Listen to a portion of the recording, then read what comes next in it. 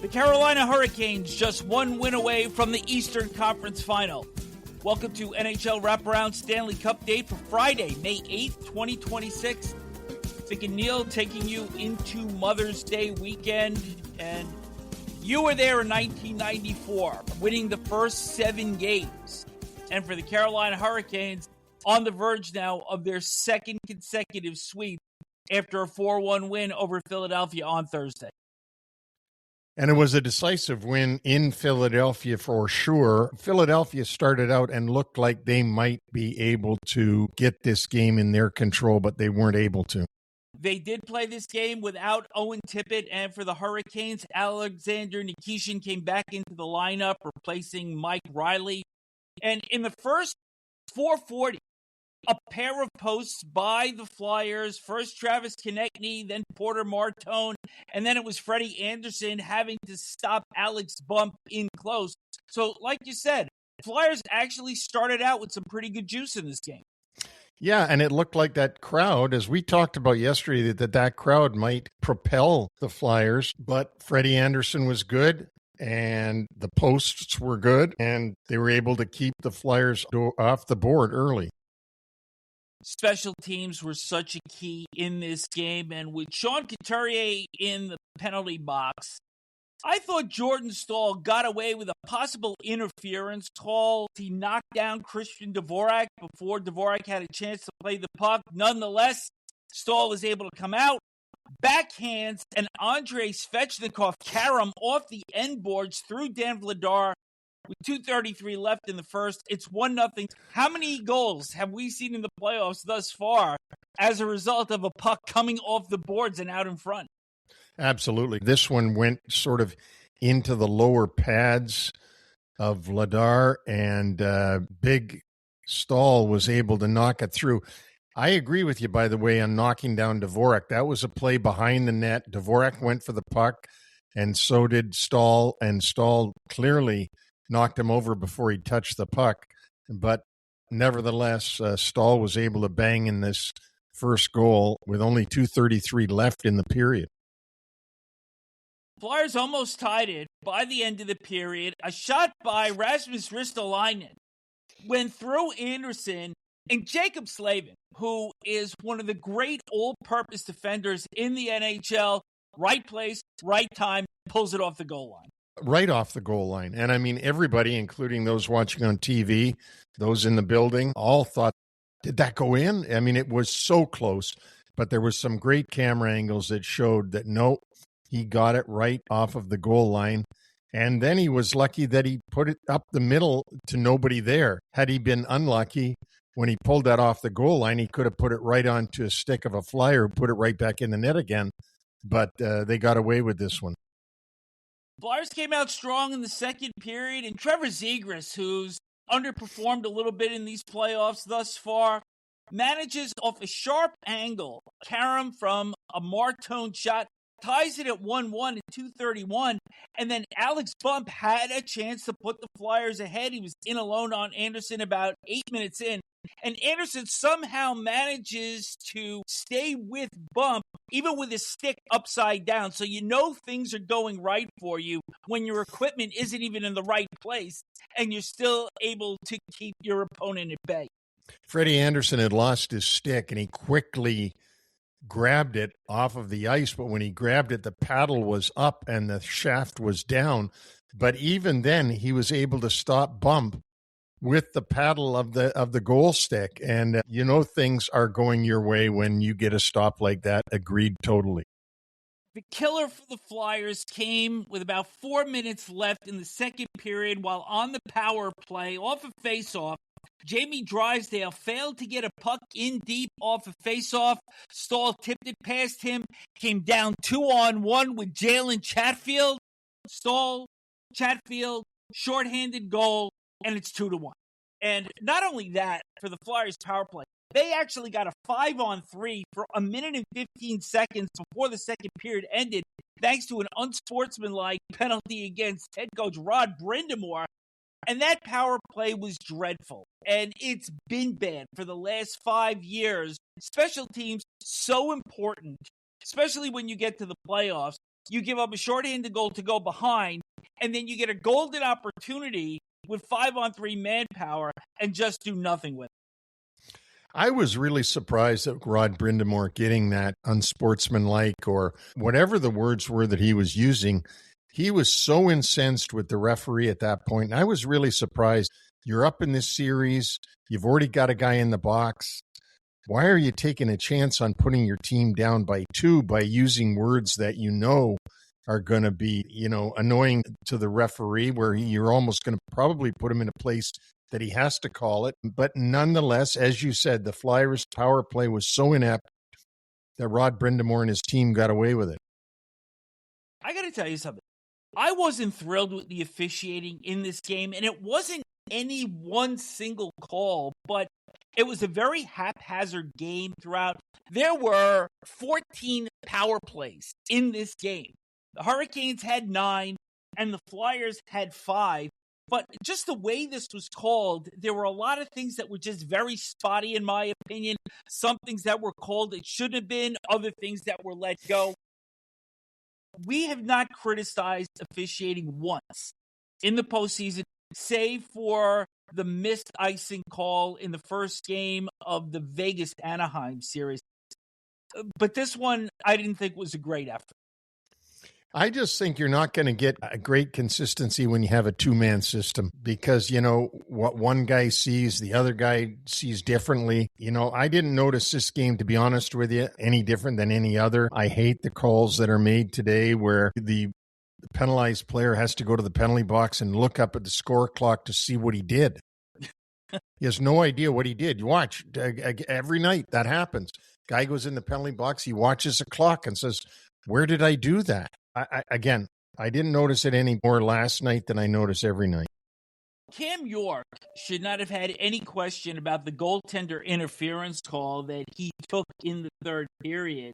While he's in there, it's a 4-on-3, and it's Andrei Svechnikov scoring the goal to make it 3-1 for an insurance marker, and then Nikolai Ehlers on a breakaway, 3:16 later, great setup by Jordan Martinook, and that was that. So for the night, 2 power play goals and a shorthanded marker for the Hurricanes. They outplay the Flyers for the better part of this evening, 70-34 in attempts. This is right out of their playbook, where they keep coming at you for the entire night, double their opposition in attempts, and quite frankly, deserve to be up 3-0 in this series.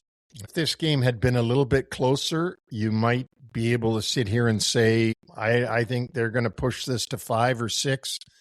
But boy, based upon that one game, I don't see Carolina losing a game. They just wear on you. They really do. But I want to come back to something I mentioned right at the top of the show. Your 94 Rangers were 7-0 to start the playoffs. They lost 4th game in Washington, came home, and won a real difficult 5th game to get to the conference final against New Jersey.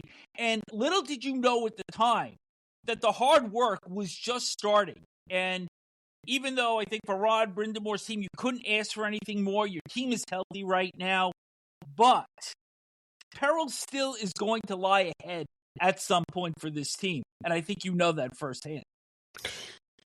Absolutely. And, they're going to get a break if they're able to win on Saturday, and then they get a rest.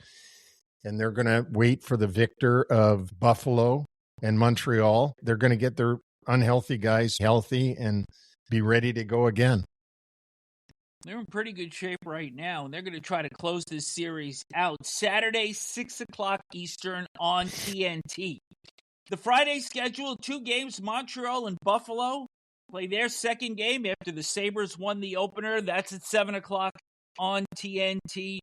We talked about it yesterday that I think throughout the playoffs we've seen such good work from the support players, but it's time, particularly for Montreal, Cole Caulfield and Nick Suzuki and Jari Slafkovsky, for that number 1 line to step up.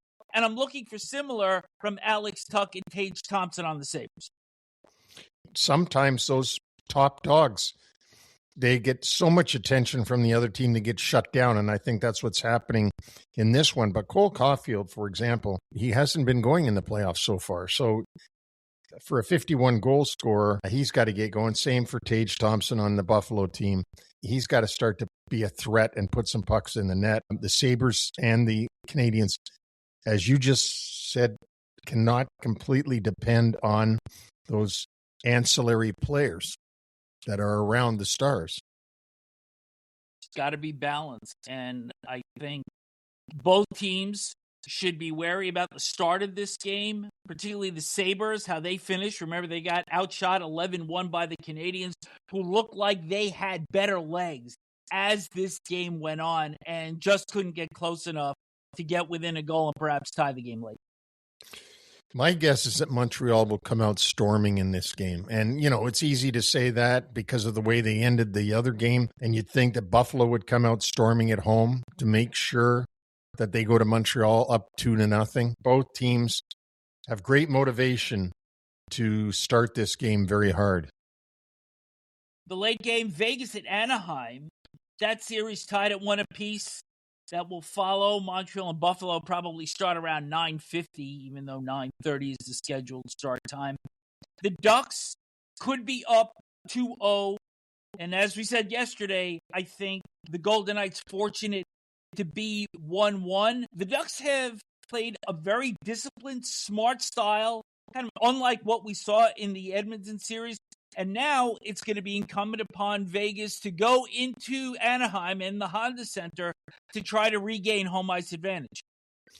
And that's going to be hard because Anaheim knows they've been the better team in this series so far, and that was on the road.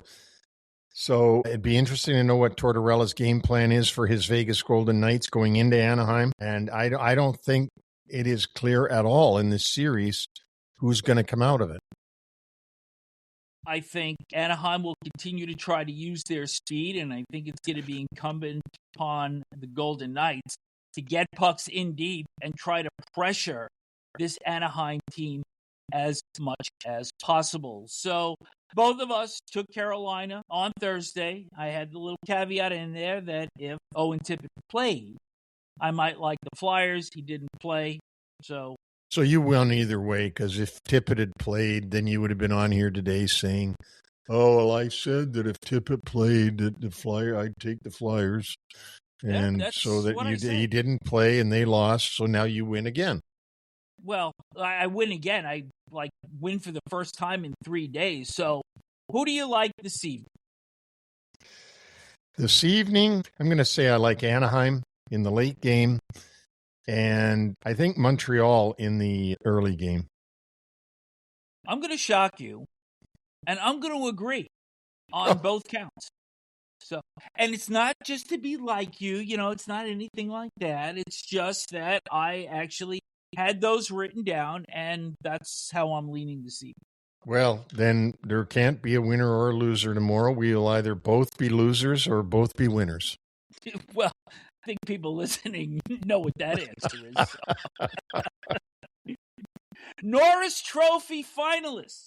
Rasmus Dahlin of the Buffalo Sabres, Cale Makar, two-time winner in 22 and 25 from the Colorado Avalanche, and Zach Werenski of the Columbus Blue Jackets. He was a runner-up to Makar last year. Neil, all three of these players played between 75 and 77 games.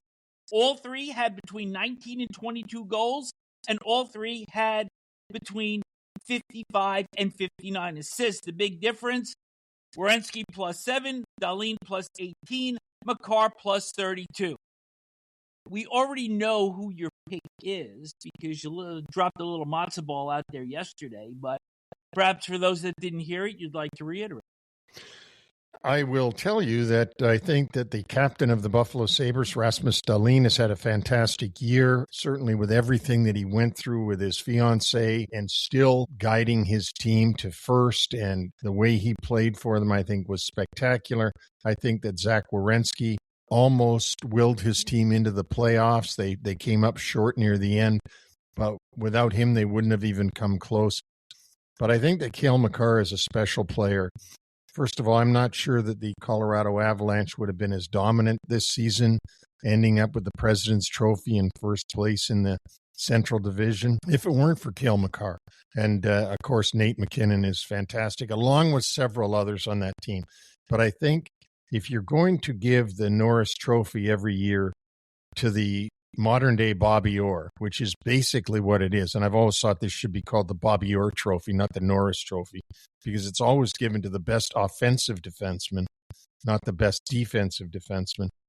Cale Makar got his team to the President's Trophy, and to be honest with you, he's the modern-day Nicholas Lidstrom, who, Nicholas won it 7 times, and I think Cale Makar is just that special. I'm going to go with Darlene, because I think there is a sexy factor here that the Sabres made the playoffs for the first time since 2011, everything that he had to deal with off the ice. And I think people are really starting to get an appreciation for how strong this guy is on both sides of the puck, not only offensively contributing, but also he has got an edginess to his game that differs a little bit from that of Werenski and Makar, even though both of those players got a little bit of sandpaper in their game as well.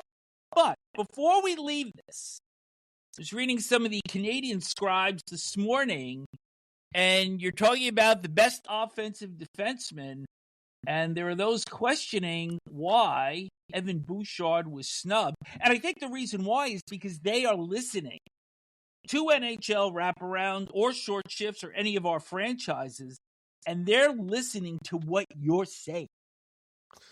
Well, they could be, or maybe they could just be using their eyes to watch him play and know that these 3 guys together, Darlene, Makar, and Werenski, all together didn't make as many bonehead plays as he made this season. So as good as he is offensively, he didn't propel his team anywhere. And boy, he makes some plays that are real head scratchers of why you would do that. And it ends up in the back of his own net.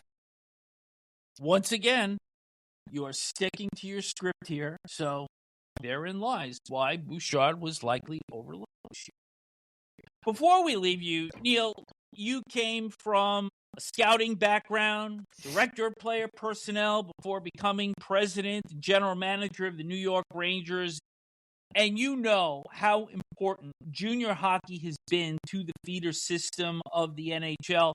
And the Portland Winterhawks have long had success of being a key pipeline for players coming into the NHL. And there's a documentary that is going to air before hockey starts on Saturday, and it's called Hockey Town, Portland to the Pros.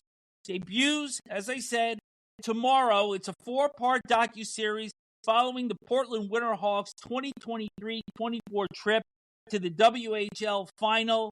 And episode 1, 5 o'clock Eastern on Saturday. Episode 2, May 16th. And then the 3rd and 4th episodes on May 23rd. And these can be all seen on the NHL Network. And just to kind of underscore how much Portland has been a part of the feeder process to the NHL, Mark Messier played in the playoffs for them, 1978. And other alumni, Cam Neely, Marian Hossa, and current players Seth Jones, Seth Jarvis, and Nino Niederreiter. Portland was my favorite place to go to watch games. They played in the big building back then in the 80s that the Portland Trailblazers played in, and they got huge crowds to their games. It was an electric atmosphere. They wore Chicago Blackhawk uniforms. They were always a good team in the league. It was always fun to go and see their team play. And this should be a really fun documentary, although they've changed their logo a number of years ago to a hawk, which is a bird, not Native American. But I'm sure this is going to be a real fun documentary to watch, and will give you some inside looks at what junior hockey is all about. Remember, junior hockey is players anywhere from 16 years of age up to 20 years of age. You can't play after 20. There's a cutoff, sort of like college, and very few young men under the age of 17 can make it into major junior A, and gives you some insights into what it's like in the WHL. We all see what the end product is when players make the NHL, but there is a story that comes way before that. Absolutely. Don't forget, you can reach us individually at Neil at NHLWraparound.com or Vic at NHLWraparound.com. All of our podcasts are on all podcast platforms, including Apple, Amazon, iHeart, Spotify, and YouTube. If you have the time and inclination, please leave a review and make sure you subscribe. You can also find us on X, Instagram, TikTok, at radiate.tv, and also on the platform of buzzer.com, BZZR.com. It's a great website. Our website, by the way, which is also great, is NHLWraparound.com. You did that so well. Before we leave you, remember to check out Quick Takes because we dropped our latest spring cleaning early Friday. That's the Dallas Stars. Next week, Edmonton, Boston, Utah, and Tampa. So I'm sure that we're going to have a little bit of intrigue there. Neil and I will be back with Stanley Cupdate on Saturday, so enjoy the 2 games this evening, and we'll speak to you tomorrow.